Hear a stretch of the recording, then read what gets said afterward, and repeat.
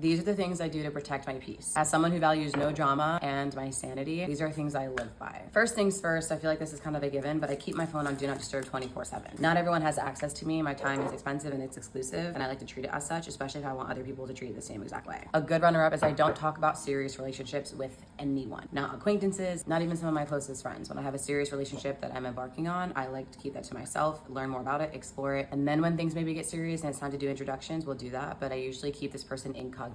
This includes things like their name, their location, anything about them, even physically what they look like. You will not see a photo or get any information on this person. Next, I FaceTime people before I meet them, especially bringing people into my home. First of all, stop inviting everyone into your home that's bringing energy into your place, that's disrupting your peace that maybe you're not even aware about. But even in general, when I've been meeting people like to date and things like that, I'm not gonna go on a date with you when I first meet you. We're gonna do a FaceTime. The FaceTime is essentially like a vibe check. Like I gotta make sure that you and I actually vibe on some sort of frequency. I gotta make sure that you're vibrating at a high enough frequency to be able to even spend time with me. This is one of my faves. I mute all of my stories and posts on social media. First of all, I only follow about 40 people in general anyways, so that's on protecting my peace. But even the people that I do follow, like some of the friends or people in the online space that I want to learn from, I mute their posts and stories so I don't get distracted. Most of us get online to post and it just becomes a habit. You want to like check in on things and check your stuff, check other people's stuff, and then all of a sudden you're watching someone's stories from like, I don't know, the 7th grade, and it's like, what are we doing? And my social media is just for my business, so like what the fuck else am I doing on there? I have no reason to scroll. And then this one might be my favorite of all time. I do not talk about my problems, not with any person, not my insecurities, not anything that I'm going through outside of my therapist. Doing this actually protects my relationships because instead of me just trauma dumping on my friends 24/7, using them as a therapist event, I can actually just be a good friend to them. This way we're also not just spending most of our time gossiping or trauma bonding when we can actually be building a healthy, sustainable relationship. And some people will say, well, that's not healthy, you know, that's why you have friends, you gotta talk to people, you gotta express yourself. That's what a therapist is for, and I pay my therapist well.